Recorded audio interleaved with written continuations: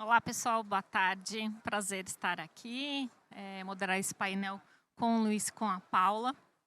Saúde mental é algo bem relevante nos nossos dias atuais e um dos temas principais que vem ganhando relevância é essa correlação das doenças crônicas com a saúde mental, que é super importante. Saúde mental, antigamente, não tinha muita base de dados, né? À medida que essas bases vão aumentando de dados populacionais, isso vai dando corpo para a gente entender um pouco desse comportamento populacional. As doenças crônicas hoje elas têm um aumento de 37% no último ano pela OMS. Desses 37% de aumento, 40% das pessoas que têm doenças crônicas têm alguma patologia de saúde mental, principalmente ansiedade e depressão. Todo esse rastreamento ele vem acontecendo de uma forma muito gradual e muito sólida em saúde mental, né? Os últimos dados do Vigitel mostram que 30% das pessoas que têm depressão têm algum tipo de diabetes, principalmente diabetes tipo 2, ou alguma doença cardiovascular. Pensando nisso, Paula, em todo esse panorama de saúde mental e doenças crônicas, como que a Informar vem se estruturando nessa parte de ferramentas na gestão do cuidado com o paciente de doenças crônicas? Bom, gente, nos últimos 2 anos, praticamente, houve uma remodelagem no modelo, principalmente da porta de entrada desse paciente, né? Onde, através de um perfil, a gente consegue mapear não só hábitos de consumo, estilo de vida, mas também qualquer tipo de sinal relacionado a esse impacto na tranquilidade, né, na saúde mental de paciente de doença crônica. Então, dentro desse perfil, basicamente ali a gente tem algumas escalas específicas para conseguir identificar algum tipo de oportunidade. Então, começa ali com, por exemplo, neste caso, com a escala HP2,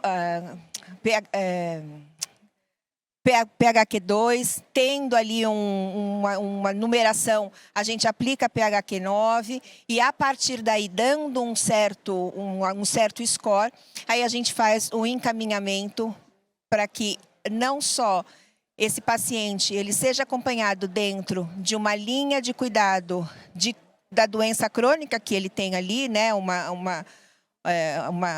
diagnóstico, mas também uma complementariedade com um modelo com psicoterapia e psicologia. Então, é combinado, né? No final é o que você falou, esses números eles mostram que a doença crônica ela não é só isolada, né? Existe essa correlação bastante importante.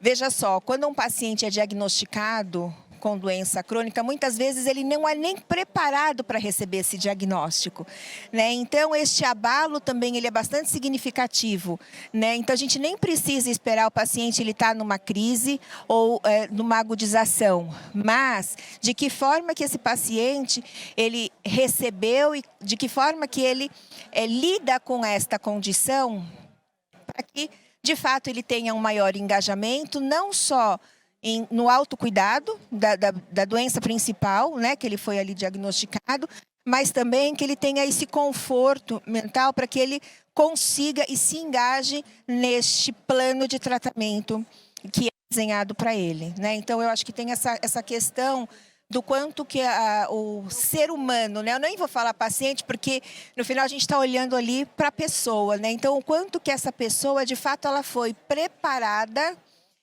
para receber e para lidar com aquela condição, lembrando que somos pessoas diferentes. Então, a mesma doença tem um impacto diferente em pessoas e a gente precisa lidar com essas diferenças. E, a partir daí, se encaminha esse paciente para um tratamento, para um acompanhamento psicológico, se for dentro do nosso contrato, senão a gente endereça para que ele tenha esse acompanhamento dentro da rede. Mas esse direcionamento, para que ele entenda o acesso desse cuidado, ele é fundamental, seja em doença crônica, seja em doença oncológica, enfim, não importa a linha que ele esteja participando.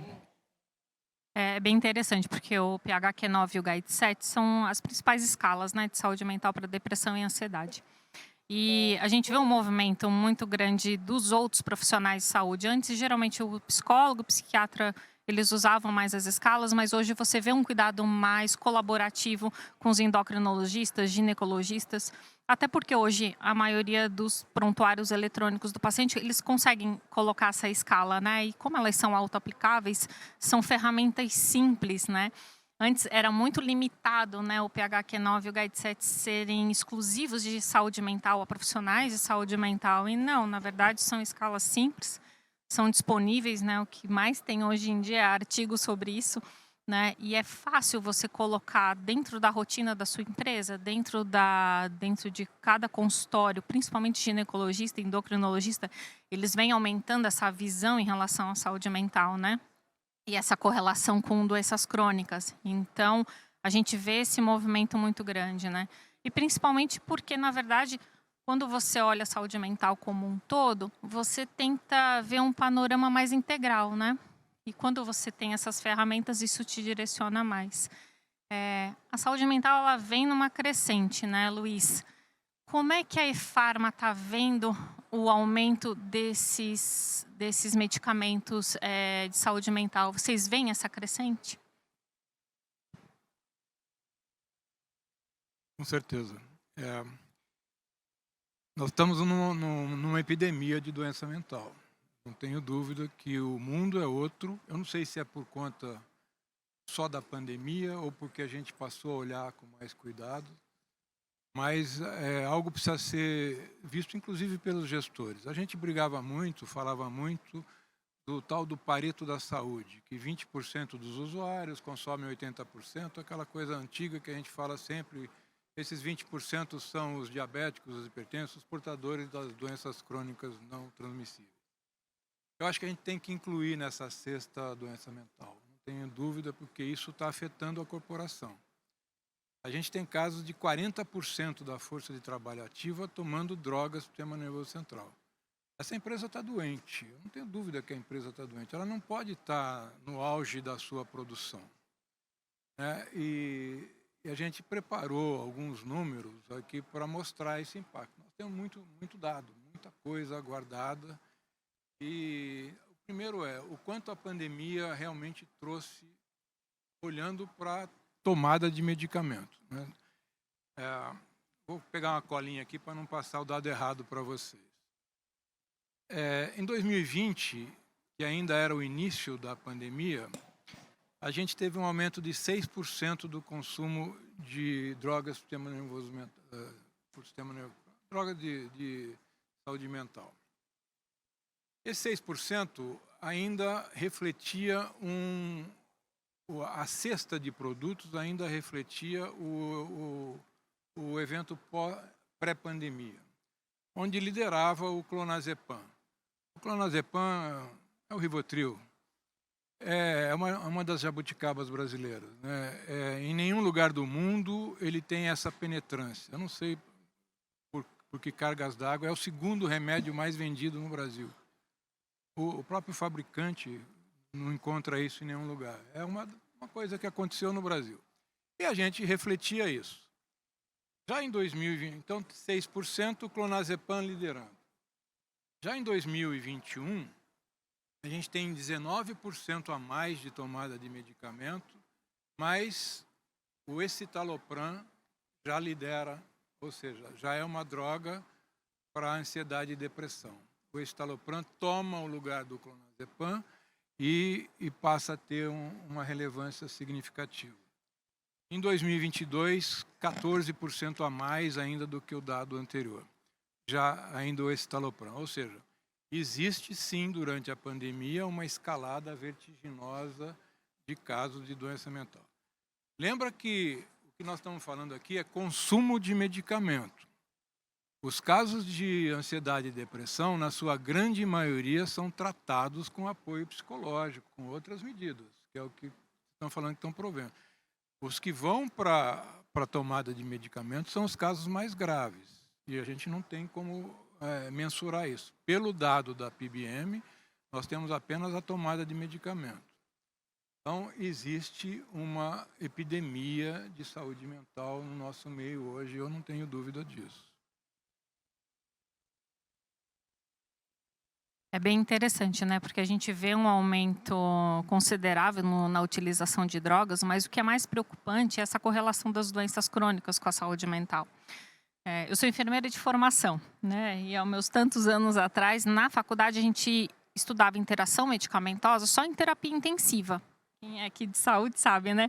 Que você não tinha matérias que falavam de interação medicamentosa, né? Só em UTI ou em centros oncológicos que você tinha uma preocupação maior em interação medicamentosa. Com essa correlação do aumento da depressão e ansiedade na obesidade, na diabetes tipo 2, na hipertensão, nas doenças cerebrovasculares, essa interação medicamentosa ela é extremamente complexa, né? Por acaso, né? O Luiz falou do Rivotril, né? Um dos grandes medicamentos que causa interação medicamentosa junto com o Rivotril é o Captopril, uma medicação de base, né? A furosemida é outro medicamento que faz uma série de interações medicamentosas, diminuindo a resposta terapêutica do medicamento, né? Então, você ter protocolos muito bem definidos de olhar um panorama de saúde mental de uma forma muito integral. Hoje, olhando saúde mental e essa carga de medicamentos que o paciente utiliza, se você não tem protocolos bem definidos que te direcionem toda essa jornada terapêutica, na verdade, essa resposta à droga, ela acaba sendo, muitas vezes, até perigosa, né? Nos últimos anos aumentaram muito, né, os protocolos em saúde mental. Você não tinha, né? Era tudo muito holístico, né? Você não tinha protocolos direcionados. E a partir dos últimos anos, você vem ganhando uma força em standard sets, em publicações internacionais direcionadas, né? Pensando nisso, Paula, como que a Informar está usando os desfechos clínicos nessa condução do paciente de doenças crônicas com saúde mental? Eu só queria fazer um complemento antes, Kátia, que assim, eu falei da porta de entrada, né? Agora, por exemplo, se você pega oncologia, né? Oncologia, apesar de ter uma linha de cuidado específica, no final é um paciente que você tem que passar por uma linha de cuidado, você cria uma régua de relacionamento com ele bastante específica. Então, para além da porta de entrada, dentro dessa estratégia de contato periódico, então se aplicam outras escalas. Por exemplo, essas onde a gente consegue mapear o risco daquele paciente, poder gerar ou poder, durante o tratamento, ter algum tipo de necessidade de um apoio complementar. Porque não dá para o paciente ficar desmotivado, não dá para o paciente parar o tratamento no meio. Quer dizer, de que forma que a gente consegue mapear, antecipar esse tipo de impacto no paciente no que tange a essa questão de saúde mental. Isso a gente está falando diretamente para o paciente. Só que tem doenças que vão além do paciente, né? Quando você tem um paciente oncológico, quando você tem um paciente que está ali muito fragilizado, a gente está dizendo que a casa daquele paciente também está doente, né? Então, de que forma que a gente consegue fortalecer o cuidador familiar, né? Eu não estou falando do profissional de saúde, para que ele consiga dar este apoio, que ele é uma peça fundamental na jornada do cuidado desse paciente. Então, isso também hoje já começa a fazer parte do nosso olhar e entender que tipo de apoio a gente consegue dar para aquela residência onde você tem um paciente que tem ali um diagnóstico, mas você tem outras pessoas que você precisa deixar ela bem estruturada, fazendo com que o engajamento desse paciente seja cada vez mais fortalecido, porque é isso que a gente quer, né? Então, eu acho que vale esse disclaimer aqui para tangibilizar ali a linha de cuidado como um todo, né? Ou a nossa preocupação para essa linha de cuidado. Quando a gente fala de desfecho, eu acho que essa questão da saúde mental, ela é fundamental, inclusive para o engajamento. Porque o engajamento é uma das grandes dores quando a gente fala de tratamento, né? O paciente, às vezes, ele começa muito bem, aí ele começa a se sentir melhor, aí ele para, então ele já não começa a ter uma disciplina adequada naquele tratamento, enfim. Então, eu acho que você manter o paciente estável emocionalmente ao longo dessa jornada de cuidado, ela é fundamental, primeiro para o bem-estar do paciente, depois, né, para que ele de fato ele consiga ter uma maior adesão, seja uma adesão medicamentosa, seja uma adesão às recomendações médicas, enfim, eu estou falando da adesão de uma forma mais holística, abrangente, porque no final nós somos, e por isso que muito se fala hoje do cuidado integral, né? Quer dizer, não é só a doença, é para além daquela paciente. Ele é um humano, ele tem condições, ele tem a vida dele, ele tem a família dele, enfim. Então eu acho que hoje dificilmente a gente consegue ter o resultado e o desfecho esperado se eu não tiver a sensibilidade, a empatia de entender que aquele ser humano, ele é além do paciente. Ele tem um contexto, ele tem uma família, ele tem dificuldade financeira, né? E tudo isso faz parte do cuidado. E isso, por mais que a gente esteja trabalhando ou tratando especificamente uma condição diagnosticada, eu preciso endereçar esses outros pontos. Eu preciso endereçar a questão de saúde mental, eu preciso endereçar se ele tiver uma dor com relação ao acesso dele a medicamento. Eu preciso orientar para fazer com que essas barreiras de acesso com uma lente mais ampla, ela aconteça. E que esse paciente ele se sinta acolhido, porque no final é isso que a gente quer. É o acolhimento humanizado para além daquela pessoa na condição de doente. Né? É esse olhar que eu acho, que eu entendo muito, que está correlacionado ao desfecho do que a estratégia de cuidado se predispõe. É interessante, né? Quando a gente fala linha de cuidado, as linhas de cuidado começaram bem na atenção primária, né? Com diabetes, hipertensão, com as doenças crônicas de base, né? E são linhas de cuidado, quando você olha, né, os protocolos, eles são bem direcionados, né? Em relação à doença e não em relação ao indivíduo, né? E é interessante esse movimento do desfecho, porque na saúde mental isso é diferente. O protocolo, se você tiver oportunidade, todos os protocolos de saúde mental, a gente tem uma base de publicados, ultimamente, são 11 protocolos de saúde mental que existem no mundo, tá? Publicados. É nada, né, gente? É pouco, né? Geralmente, uma doença cardiovascular tem, em média, 40, 50 protocolos, né? Enfim. E a saúde mental tem 11 protocolos. Você consegue ver todos os parâmetros de vida nessa integralidade, justamente porque a saúde mental, ela permeia todas as doenças, né? Então, não é uma coisa separada, né? Não é algo separado, né? Então, claro, a resposta terapêutica ela vai ser muito maior quando você tiver essa relação. Como é que é um ambiente familiar, como é que é a história, né? Como é que é a função do cuidador, quais doenças e cargas, né, de patologias associadas esse paciente tem, né?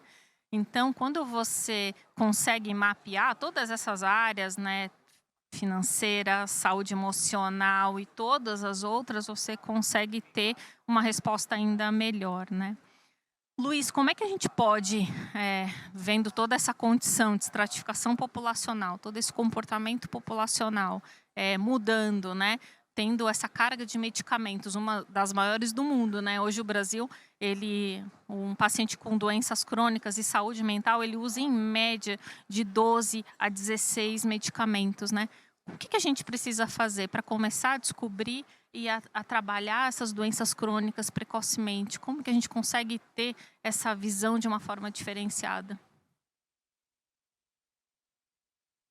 Então, esse é um fato histórico, né? A gente tem, na medicina, a gente diz que para saber tratar tem que saber diagnosticar, tem que ter diagnóstico prévio. É isso que eu vejo ainda acontecer nas empresas. Eu chamo a atenção aqui para o papel do pagador, né?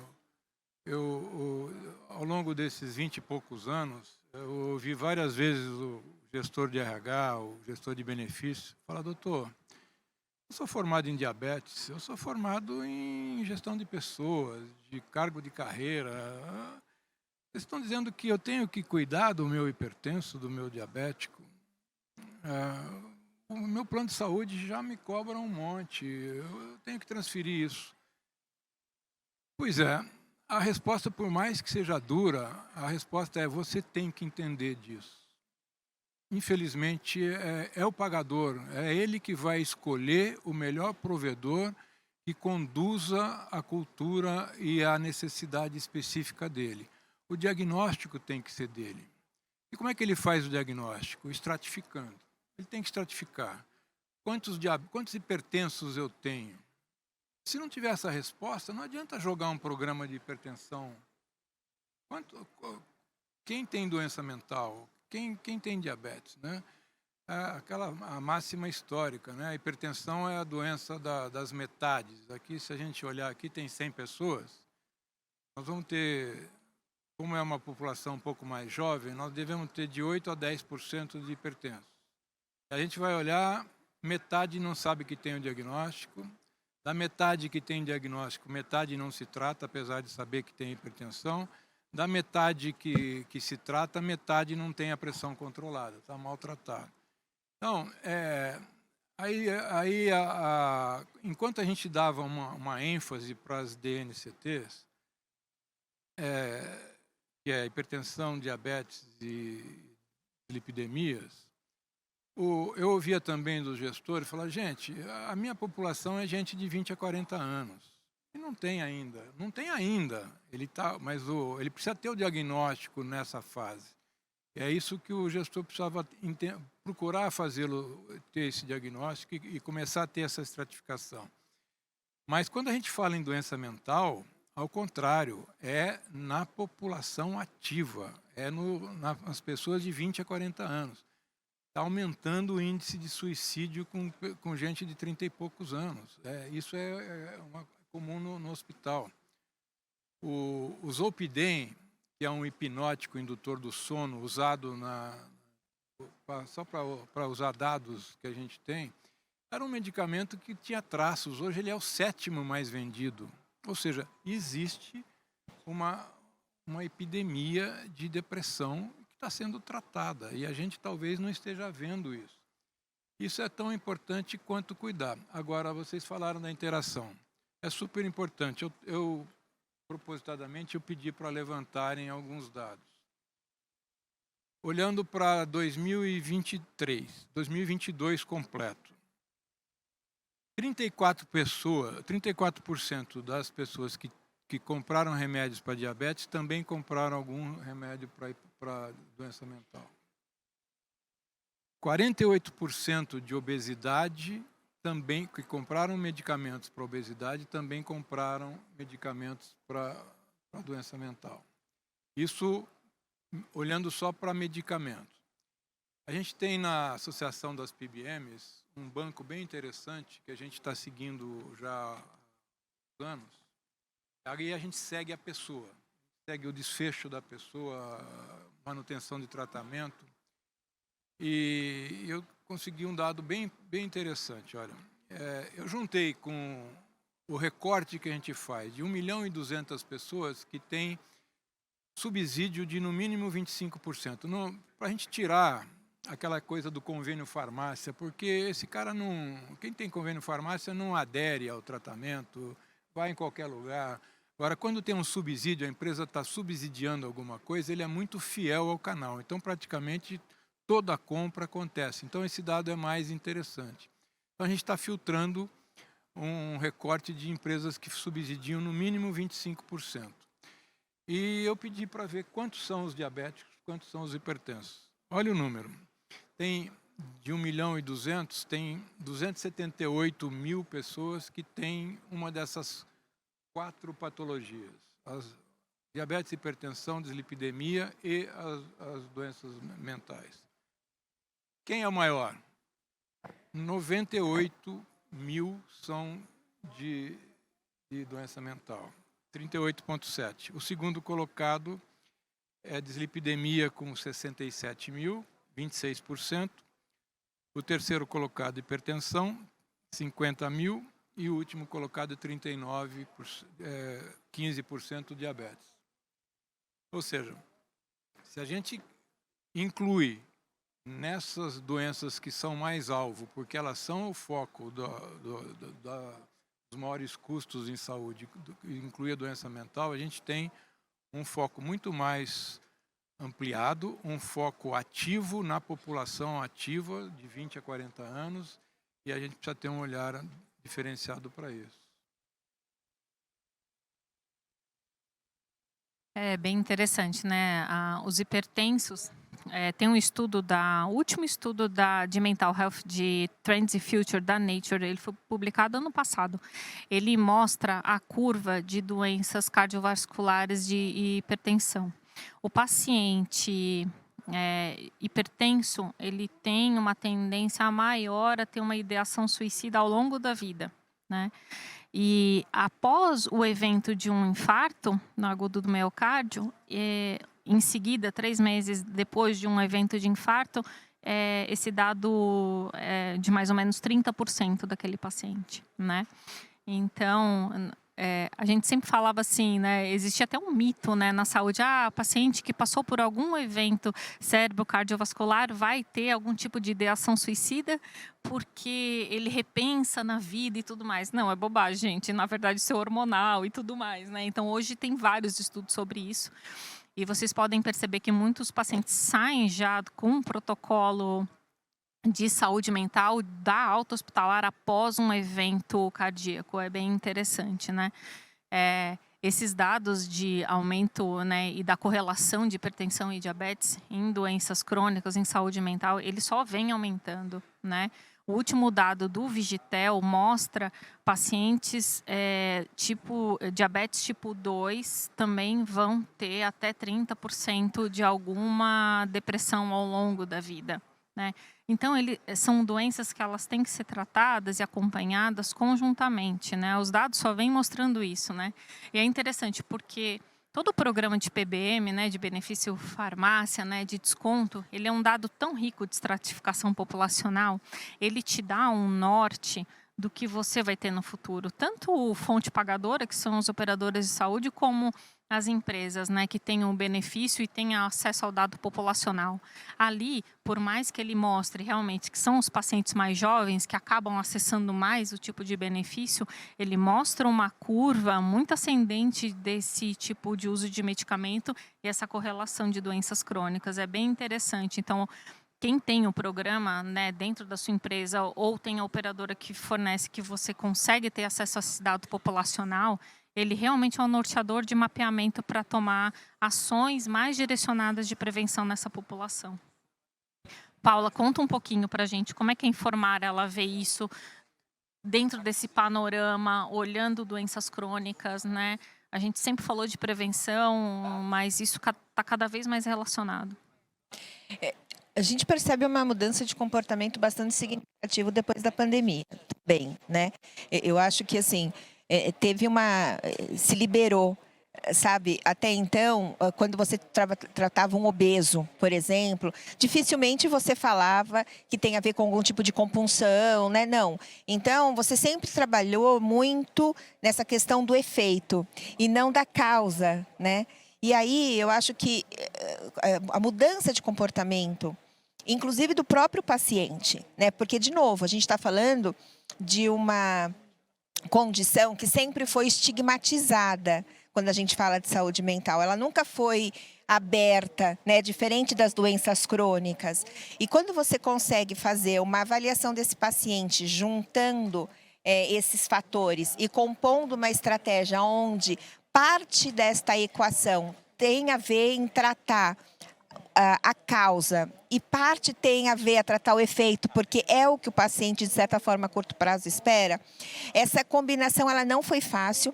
A gente teve que fazer uma reavaliação de todos os programas. Então, eu estou falando de oncologia, que não é uma doença fácil, crônico, que é uma doença que não tem cura e o paciente ele precisa não só tratar aquela condição se tiver agudizada, mas também como é que ele vai lidar com esta doença ao longo da sua vida. E a própria linha de cuidado do idoso, né? Porque hoje essa questão do impacto emocional, ele não está condicionado a um perfil de paciente, né? Hoje a gente tem aí pacientes que conseguem ou começam a ter uma compulsão, né, na bebida, em excesso do uso de medicamento. Tudo isso está condicionado a esse desequilíbrio emocional. E como é que a gente lida com isso também, né? Então, a gente vê diferentes efeitos. Você vê hoje essa parte da população mais idosa aumentando muito o consumo de álcool depois de uma determinada idade, porque deixa de fazer, deixa de estar ativo. A população mais jovem, crônica, com um uso bastante acentuado de substância e de medicamento. Então, tudo isso tem a ver. Como é que a gente muda esse comportamento? No final, o que a gente está falando é ter um processo, né, de cuidado, mas também muito de educação, né, do impacto que o bom uso e o mau uso vai gerar na longevidade daquela vida. E é isso, quer dizer, infelizmente ou felizmente, né, a gente pode olhar pelos dois lados, a gente tem uma oportunidade muito grande de fato, mostrar o impacto do cuidado e da responsabilidade de cada indivíduo quanto à sua saúde. Porque a gente está lá para ajudar, né? Mas o responsável por aquela vida é ele, né? Então, como é que a gente faz esse processo de cuidado e educação? Mostrando o impacto que isso vai gerar e fazendo com que, de fato, ele entenda que o que está sendo dito ali é pensando na qualidade de vida que ele vai ter daqui a um tempo, né? Então, eu acho que esse é o maior desafio que nós tivemos e temos diariamente. São pacientes de diversos perfis, né? Então, eu preciso entender não só a condição de saúde daquele paciente, mas também a forma como eu converso com ele, né? Então, veja que nessa mudança acelerada de comportamento, eu não consigo só tratar a doença se de fato eu não conseguir me conectar com aquele paciente. E para que eu consiga me conectar emocionalmente com aquele paciente, eu tenho que, de fato, tratar aonde dói para ele, né? Porque muitas vezes um paciente tem a mesma condição, eu sou um paciente diabético tipo 2, isso para mim não diz muito, mas para o outro, ele deixar de viver da forma como ele acreditava que era qualidade de vida para ele, entende? Então, eu acho que essa sutileza do cuidado é o que nos diferencia da máquina. E essa diferença é que vai fazer com que o paciente ele tenha um maior ou um menor engajamento naquele momento do cuidado. E para mim é isso que é aí que a gente precisa mexer, sabe, Kátia? Tocar nessa parte da onde dói, porque se eu não toco, vai virar aquela ligação chata, aquela coisa que você não aguenta falar, sabe? E aí você burocratiza um modelo que não vai funcionar. E esse modelo que não funciona, ele não se sustenta mais. Ele não se sustenta porque ninguém mais tem tempo a perder. Ele não se sustenta porque ninguém mais tem dinheiro para pagar uma coisa que não dá resultado, né? Então, a gente chegou num momento ou a gente, de fato, gera o impacto na dor ou o modelo não se sustenta. E é nesse go, no go que eu acho que é o grande desafio de qualquer empresa que lida com o cuidado, né, com prestação de serviço para um paciente ou para um perfil de humano que está abalado, fragilizado. E quem fala que não tem problema mental ou que tem alguma condição, tem que tomar cuidado, porque todos nós temos, né? Então, a gente só não tem o nível aí. Então, eu acho que assim, trabalhar esse autoconhecimento e ver o que a gente consegue, porque não é só medicamento, são práticas, né? Tem várias hoje terapias que a gente consegue associar para tentar dar esta qualidade, esta tranquilidade emocional para esse paciente que está fragilizado. Eu acho que eu acho que esse é o ponto aí de maior atenção que a gente discute intensamente dentro da empresa, para poder cada vez mais melhorar a prestação de serviço, o engajamento, a percepção desse paciente. Legal, você falou da obesidade, né? A obesidade, 30% dos pacientes que são obesos e que fazem algum tipo de tratamento medicamentoso vão ter depressão, né?